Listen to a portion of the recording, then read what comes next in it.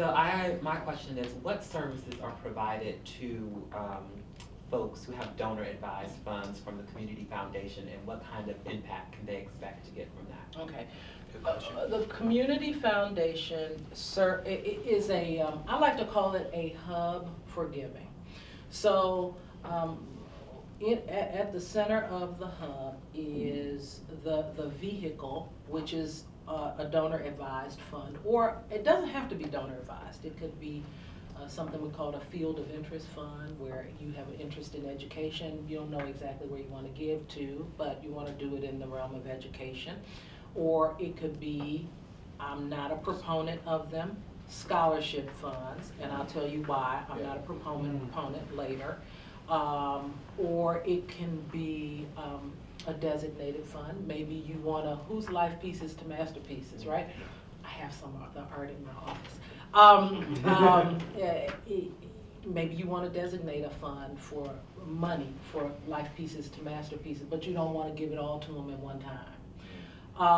Or it can be undesignated, an undesignated fund. The Community Foundation creates the vehicle for you, so it's kind of like having your own private foundation without what I call all the administrative hassles, because we then absorb the audit and the accounting associated with management of the fund. We do all of the transactional work around cutting checks and making grants based on the advice of the donor who has established the fund. But I think you can get that from a lot of different places. You don't have to go to a community foundation. What makes us different is that then we provide you with a staff, basically. We become the staff that's, if you want, that if you said, okay, I know education is hard, but that's really where my heart is, where would you suggest that we give money?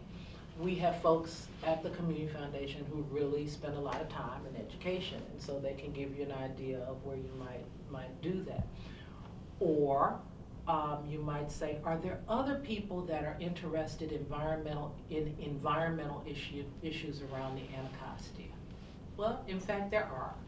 And they reside at the Community Foundation, and we can create this community, if you will, of people who have like interests so that they can figure out how they collaborate and make their dollars go a little bit farther. We also provide a variety of offerings, site visits, where we take folks on to see different organizations in the community. And you could go to a charitable gift fund like a Fidelity or a Schwab, and they'll create the vehicle for you, and they'll do all the transactional service, but you're not going to get any of the content. And that's the benefit of using the Community Foundation. The impact that it has, well, it depends on what you make it. It's like anything. Some people come to the Community Foundation, never ask for any assistance. We try to reach out because some people know exactly what it is that they want to do, and that's fine.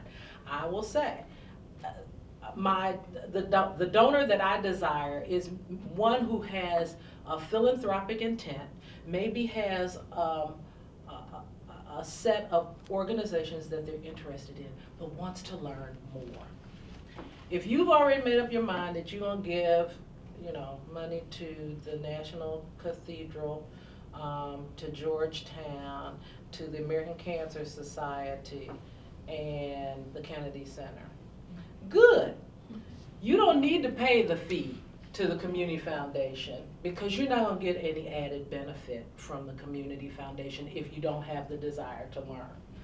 And what I found is that there are really fewer people who know exactly what they want to give to. They think they do until they're exposed to the breadth of what is going on in community. And the other thing that I've learned over the course of doing this work is that life events change people. A birth, a death, a marriage, a divorce, those things, a new job, a move, those things change people. A September 11th, a Sandy, all of that stuff. Every time one of those big things occurs, you get a change in how people look at the work, because it makes people think, what is my life about?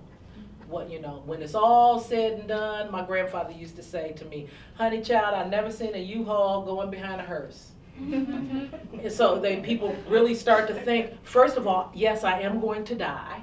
I'm not going to live forever, no matter how much I wish I could. And when I die, I'm not going to be able to take all this stuff with me. And half of this stuff nobody wants, right? So let me figure out what I'm going to do with my stuff while I'm alive. And the community foundation can help. You know, the Truth in Lending. Our fee for establishing a fund it's a minimum of $500 annually, but it's typically 1.1% of the asset. You can't make grants initially out of the fund until you hit the $10,000 mark, even though I think we've been in some negotiation about that. You have time to build the fund over a period of time. So you don't get charged a fee until you hit $10,000. But the exchange for that is that you don't get to make grants until you hit $10,000. But it's more cost effective, because if you've got a $10,000 fund and you're paying a $500 fee, that's a, what, 5%, right? Well, when you hit 50 and you're paying 1.1, you're paying the same amount of money for the most part, so it gets cheaper. And if you've got a lot of money, you got 50 million, then you're only paying 0.35% on the asset. But you could go to Schwab, set up a donor advised fund, and pay about 0.3%, about 30 basis points. Schwab is not going to provide the content knowledge that you can get with a community foundation. And frankly, we are a benefit to the community. So by establishing a fund at the community foundation, you're already helping the community, because we're doing discretionary giving in the areas of education, workforce development, and safety net. Because our primary interest is in helping the residents of the region achieve economic security.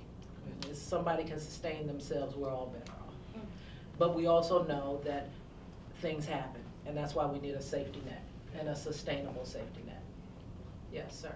Terry, I want to go back to the math real quick, because I think it's pertinent to the millennial question.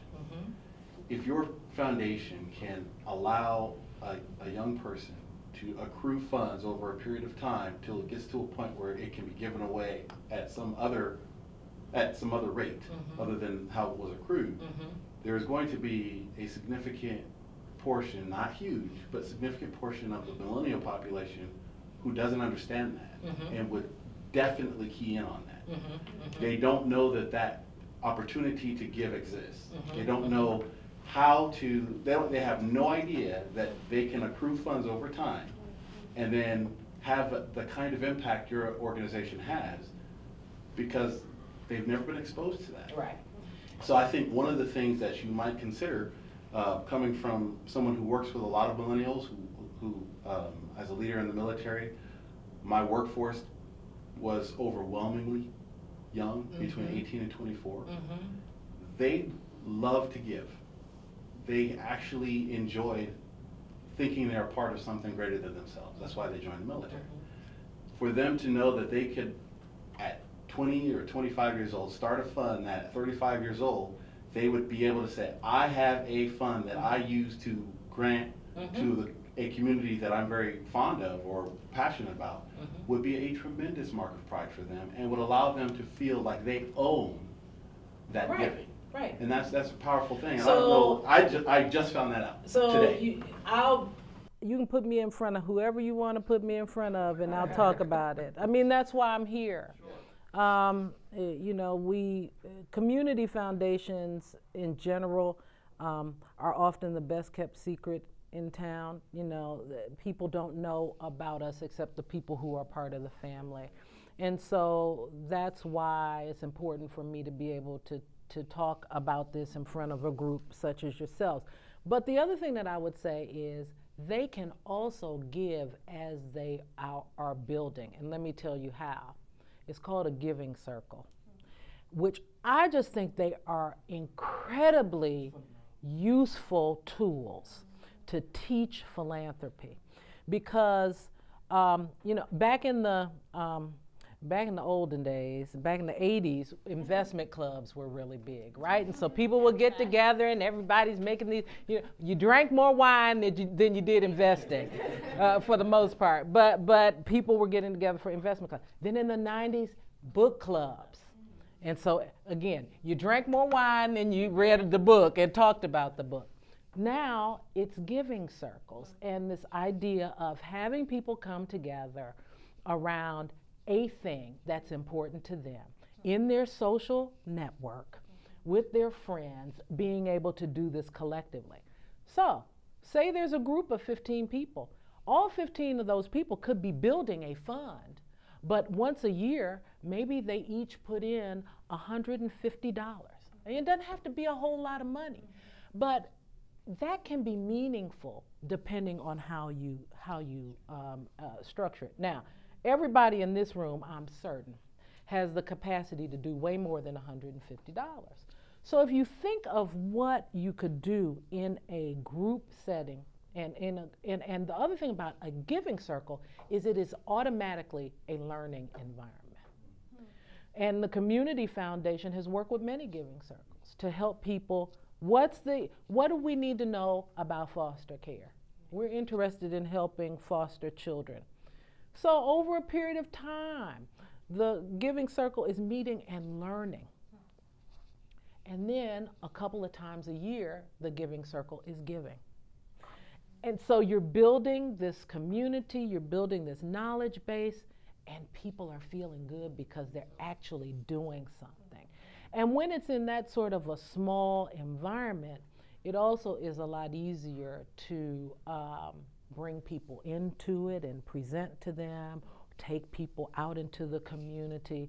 So yes, you have this time to be able to build this fund, but you don't really have to wait until you have that fund to be effective philanthropists. The other thing about giving circles is typically out of those experiences, people end up on boards because they have been exposed to these organizations and they love them and they're trying to figure out how can they give back.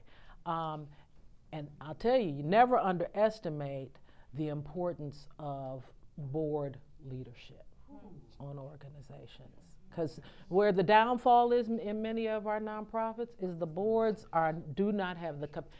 God bless them, they all love the little children down the block. And so they decided to get this organization together, and Sister Susie and Aunt May, and they make sure they have good food.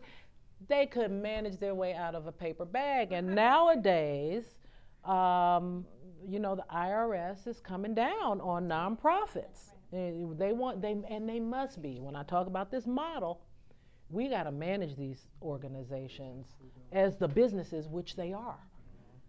In fact, I contend that it's harder to run a nonprofit than it is to run a for-profit, because in a for-profit, you don't have the possibility of a single parent showing up on your doorstep saying, I don't have any place to go, how can you help me? When you had a calendar, your day was planned, and now you got to deal with this crisis.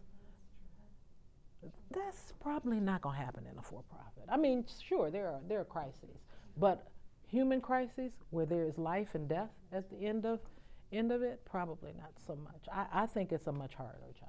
You mentioned that you didn't like